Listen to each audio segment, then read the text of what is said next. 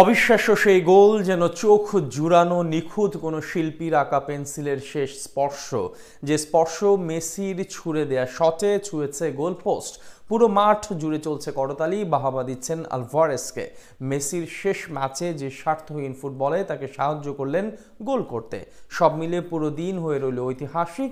America বিশ্বকাপের বাছাইয়ে নিজেদের ঘরে মাঠে ভেনেজুয়েলার বিপক্ষে শেষ ম্যাচটি খেলেছে আর্জেন্টিনা, যেটা মেসিরও দেশের মাঠে হতাশায় নুইয়ে পড়েছেন, অঝরে কাঁদছেন মেসি। সেদিনই আন্তর্জাতিক ফুটবল থেকে অবসরও নিয়ে ফেলেছিলেন ফুটবল জাদুকর। 2016 সালের এই ছবিগুলো থেকে 2025-এর সেপ্টেম্বরে আসুন। এদিনও মেসি কাঁদছেন, তবে এবার সুখের কান্না, খানিকটা বেদনারও হয়তো, কিন্তু অপ্রাপ্তি আর নাই লিওর। ঘরের মাঠে মেসির শেষ ম্যাচে ভেনেজুয়েলার বিপক্ষে মাঠে নেমেছিল আর্জেন্টিনা। ম্যাচটা তারা হেসে খেলে 3-0 গোলে জিতেছে। শেষ বেলাতে এসেও মেসিকে ঘিরেই আর্জেন্টিনার সাফল্য এসেছে। আর্জেন্টাইন ক্যাপ্টেন করেছেন জোড়া গোল।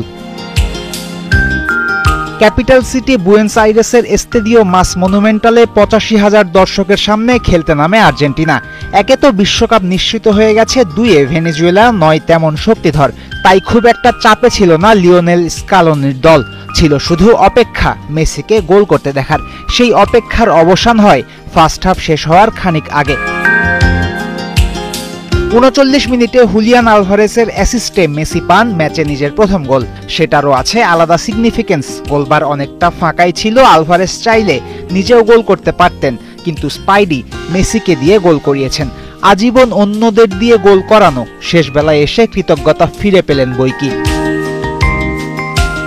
যে মেসিকে 1000 বছর খেলতে দেখলেও স্বাদ মিটবে না আর্জেন্টাইনদের, তার একটা গোলে কি আর পেট ভরে? তখন ম্যাচে মেসির দ্বিতীয় গোলের অপেক্ষা। সেটা এলো 79 মিনিটে। এবার এলএম10কে অ্যাসিস্ট করেছেন থিয়াগো আলমাদা। নিঃস্বার্থভাবে নিজে গোল না করে মেসিকে দিয়েছেন তরুণ আর্জেন্টাইন, যেন মেসিকে অ্যাসিস্ট করাই ছিল ওদের লক্ষ্য। ক্যাপ্টেনের জোড়া গোলের মাঝে 76 মিনিটে স্কোরশিটে নাম তোলেন লাউতারো মার্টিনেস। ম্যাচে মোট গোল হয় ওই 3টাই।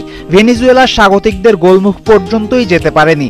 মেসি বাদেও এই ম্যাচে আলাদা নজর ছিল রিয়াল মাদ্রিদ প্লেয়ার 18 বছর বয়সী ফ্রাঙ্কো মাস্তান্তুওনোর ওপর, কিন্তু দিনটাকে স্মরণীয় করতে পারেননি এই ফুটবলার। একাদশে বাকি সবাই অবশ্য ছিলেন চমৎকার।